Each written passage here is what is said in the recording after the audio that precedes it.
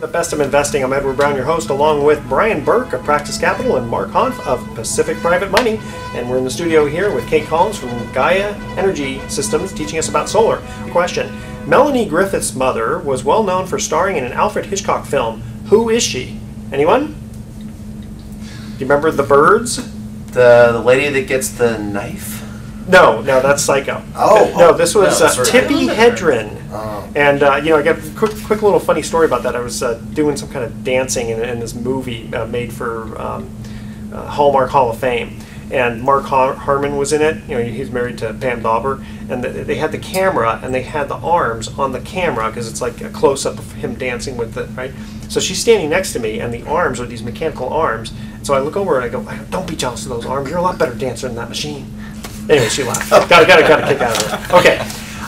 Kate, you're telling us all about solar, and I got a quick question for you about commercial solar. When does it make sense for commercial buildings? Almost always. Okay. That helps. Yeah. No, I mean, the biggest prohibitator with commercial is the roofs. So if your roof is not strong enough, or if you've got too many obstructions on it, it's just not going to work. I mean, we have a customer who owns a restaurant, really wants solar, and we just can't do it. There's too much junk on the top of his roof. Well, what about all the? That's one part. The other part would be, I guess, it's a lot of trees blocking it. And permits. Theoretically, you would think that cities would be very easy about getting permits for those. All depends on the city. Yeah. I mean, we work all over Northern California, and I won't say who the bad cities are. Yeah, that's probably but they're out there. But a lot of the cities and a lot of the counties really are working with companies to make solar, the permitting process, more streamlined and simpler. But some permitting offices can be a challenge. Okay. Any other questions, guys? Yeah, I have a question. I've seen financing available for solar, but I've also now started to see people talking about leasing solar systems. And I was curious, what's the difference between financing and leasing, and what are the benefits of each of those? Okay, well, financing it's the average vehicle. The biggest drawbacks to financing, of course, is you've got to have good income, you've got to have good credit, you've got to have equity in your house. If you don't have all three of those things, you're probably not going to get a traditional solar loan. Now, there is financing that actually is unsecured, but then you've got to have really good credit. Yeah, you guys don't provide financing. But we do have financing tools, and we absolutely have leases, and we've got two phenomenal leases, and the leases are really exciting because there's zero money down, you're net cash flow positive from day one. This brings you back to that question about how much should your bills be. For leases, your bills probably need to be about $150 a month. But if you've got $150 a month in power, we can get you into a lease. And it doesn't matter if you're upside down on your house. It doesn't matter if your income is not too high. As long as you have a good credit score. If you've got 700 or over, we can get you into a lease. I mean, that's basically zero risk. Yeah, there's no risk at all. Yeah. So if you were to do a lease like that, do you guys charge for the energy consumption, or is it charged just based off the cost of the system? No, the way it works, it's actually it's backed by a large financial company, okay, and they actually carry the lease, so they own the system. Okay, and so they're taking advantage of the fact that they have the federal tax credit that they can take advantage of. They've got the rebate, they get that as well. Sure. And so they're taking all of that. They deduct that out of the cost of the system, which lowers the cost that you're going to be paying for the lease. But you pay I think your question is, do you pay a set amount, or do you say, okay, well, my bill was really high this month, so they get a bigger... you pay a set amount. So they're not metering the power that comes out of the solar system to determine what your payments are going to be. No. And is there any guarantee on that? Do they guarantee that it'll be a positive? Yeah, they guarantee power production. So what they do is we design the system, and then it's a guarantee that says you're absolutely going to get this many kilowatt hours per year, guaranteed. That's great. I mean, I look at my meter, and I keep liking when the arrow's pointing toward the street, not to me. Like going backwards. But now, Brian, you said at the break there's some really interesting thing with the lenders. I did? You did. Oh, you were talking about the Skype program. Yeah. Oh, yeah, I was talking about that. Yeah, don't make me look bad on that. I know. See how long my memory is? I've seen some counties, I know Sonoma County does this, and I think other counties have followed suit, where they've had lending programs that are sponsored by the counties in some fashion, where you can pay the loan back in conjunction with your property taxes. And again, it doesn't matter if you're upside down in the house, etc. but I've also seen that there's been some problems with that from home lenders objecting to debt going into a senior position to them. So can you talk a little bit about whether that's a viable program currently, or if that's kind of yesterday's news? No, it absolutely is going on. Sonoma County is the leader in that. It's happening. Some of the other counties are following suit, but because Fannie Mae and Freddie Mac said, "Oh no, they're filing suit." Yeah, exactly. So for a lot of counties, they just said, "Okay, we're going to wait and see how this plays out." But Sonoma County, it's a very strong program. You cannot be upside down in your house, though. You absolutely have to have equity in the house. You also have to prove energy efficient measures. And the loan is at 7%. So when you look at all these different options, it sounds like leasing is a pretty attractive leasing, way that's to go. the one that's pretty exciting. Leasing is really attractive. So now when the lease comes due, do they take it off the house, or you have two options. It's a 20-year lease. Oh, okay. So, and the great thing about the lease, another great thing about it is transferable to the new. It is transferable to a new homeowner. Okay, or you can buy it out if you sell the house. Okay. The other thing is you're going to have to replace your inverter at some point during those 20 years. Okay. With the lease, they do that. Well, how much is an inverter? Depends on the size of the system. Anywhere from let's say a 5 residential 5K to about $3,000. Yes, that's a big Yeah, it's a chunk of change. And we're thinking, why didn't I lease? Yeah. Well, the thing is leases have been available for about 5 years, but when they first came out, I looked at what was out there in the market and I went, these are not good for my clients. Now, that was my personal choice. Yeah. In the last year, what we've seen is leases have just gone crazy, and there are some leases that I don't think are as good. That's why my company doesn't carry them. Okay. But there are some that are really phenomenal, and there are some companies doing just amazing things with leases. Well, it really helps when you get these tax credits.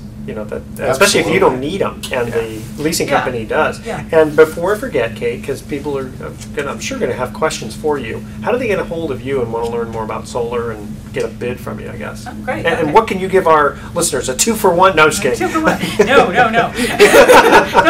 2 houses for the price of 1. No. That's easy in today's market. Yeah. Right. Well, first thing, how to get in touch with us. 2 ways. I'll give you our toll-free number. We are in Santa Rosa as well as up in Mendocino County. Toll-free is 877-424-2776. And, of course, you can see us on the web at www.GaiaEnergySystems.com. And that is GAIA, EnergySystems.com. Good. And for those of you who are listening too quickly here, can you listen too quickly? I don't know. We're going to have this on YouTube at Best of Investing Radio Show, and then we'll also have podcasts available pretty soon for the listeners on www.bestofinvesting.com. Very exciting. Yeah. Very exciting. Kate, thank you very much for joining us here in the studio. Guys, let's see here. Let us cut to our third and final trivia question commercial break. When we come back, we'll get into email time and then talk about what is going on with interest rates. Holy smokes, 2014. Yes. All right. And then also we'll have the special trivia contest for the giveaway. Okay, here's the third and final trivia question. She is known for being Hannah Montana, but who is her father? The first 3 callers with, you know this one? But it's not a NASCAR question. I know. I don't understand. Okay. The first 3 callers with the correct answer win a free 3-day, 2-night stay at the Lighthouse Resort. Again, their website is lighthouse4fun.com. Call 888-912-1190, and don't be singing it to us, sir. Okay, that's 888-912-1190 to answer this question. She's known for being Hannah Montana, but who is her father? Again, call 888-912-1190. Make sure to include your name, address, email address, and phone number, and remember to speak slowly and spell out your information for us, please. And we will be right back.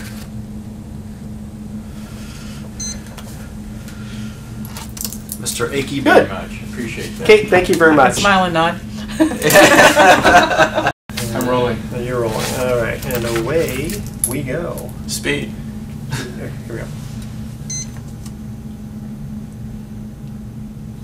Welcome! You're listening to the Best of Investing on News Talk 910, sponsored by Pacific Trade Exchange. Check them out at pacifictradeexchange.com, your best in trade.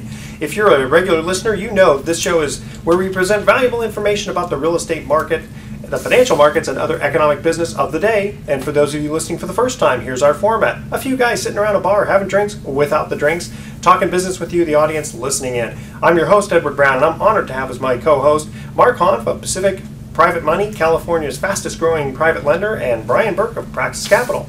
Our phone number is 888-912-1190. Now write that number down, 888-912-1190, because you're going to use that number to answer the trivia questions for 3 vacations given away during each commercial break. That's right, we're giving away 9 vacations during this show. The vacations are sponsored by Lighthouse Resort and Marina, which is located 1 hour northeast of San Francisco, and the vacations are free. Their only request a $75 cleaning fee to cover housekeeping expenses. Their website is lighthouseforfun.com. You can reach them at 916-777-5511. And today's trivia theme is, raunchy movies. Put the kids away, audience. All right, our website is bestofinvesting.com. Check us out on Facebook and YouTube by typing Best of Investing Radio Show. And also, we are now on Comcast, Channel 26, every Saturday at noon and Sunday at 6 p.m. Watch us and see what we all look like. And that's scary. That's scary. Or not. World Routes in Corte Madera and Santa Clara is still giving our listeners a free smoothie if you purchase a wrapper bowl. If you mention the show, The Best of Investing, go there for lunch. And today we have an extra special guest. His name is Joel Yanovitz. And Joel is a business consultant who is going to share how to take effective action towards reaching your goals and aspirations. Joel, welcome to The Best of Investing. Thanks. It's great to be here, Edward. Okay. Now, you started consulting with executives in large corporations. How did you transition to entrepreneurs and smaller growth companies? Great question. We started when we were working with executives. One of the issues they were facing was how to innovate and how to grow their markets, grow their businesses in unknown territory. Okay. We started looking, who knows about that? Who knows something about how to get things done when you're dealing with situations of unpredictability, unknowability? In fact, I'm guessing many of your listeners find themselves looking at life and saying, boy, it sure isn't what it used to be. When they're looking to try to get something started, they're not sure about how to get started, they're not sure about how to manage the risks.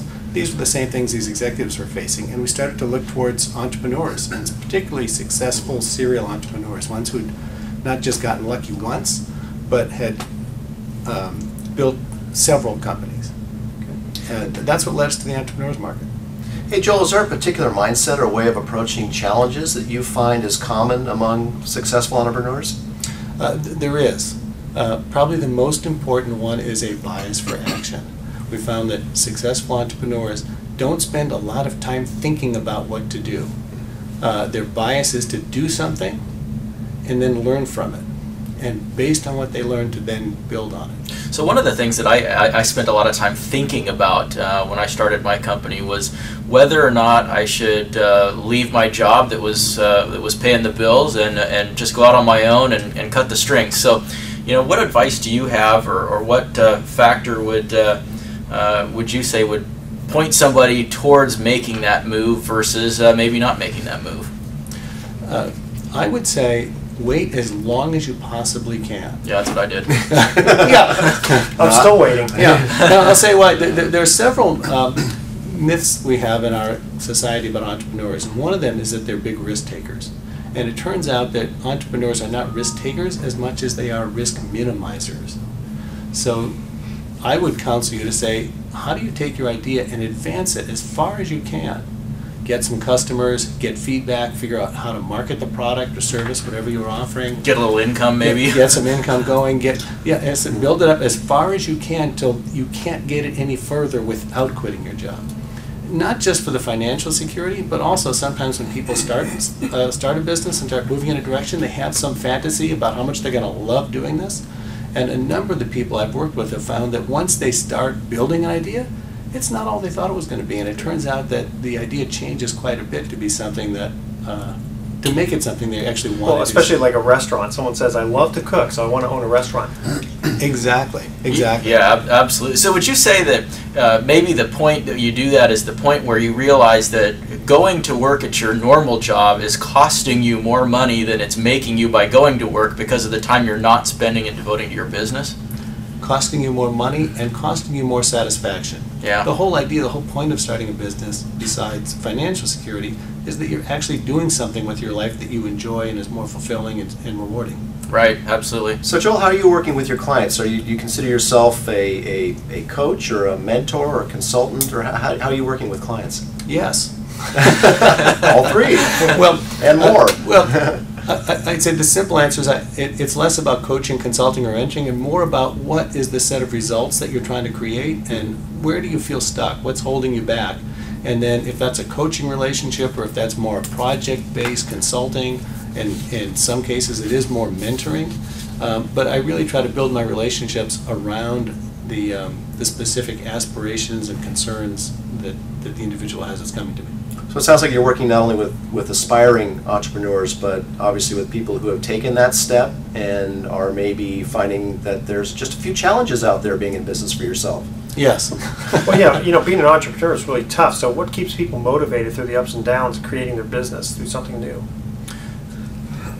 Two things I think really keep people going. One is that they have to actually love what they're doing. Not that you have a great time every day. I mean, we all know, anyone who's run a business knows that it's not all fun and games. But beneath all that, you have to have a genuine interest in what you're doing and a genuine love of the business itself. Okay, take that back though. It is all fun and games around here when we do the show. This is the exception. Okay, this is the exception. Yeah, Absolutely. I think the other thing is people have a different relationship to what I'd say current reality. So things don't always go the way you want. And if you deal with that, if you react to that with disappointment or anger or frustration or resentment, it's very de-energizing. The successful entrepreneurs look at it and go, okay, this is what we did. We did it in order to get, we did X to get Y result, and we didn't get Y. We got something else. Let's learn from that. How do we, the old lemonade thing, how do we make lemonade out of these lemons? Well, it's just also 5% of what happens to you and 95% of how you react to it. Yes. Yeah. Well, right, and I loved in your website when I was looking up some information on you earlier, Joel, it says, you've got a sentence in there that says, clearly if you want different results than those you are getting now, something has to change.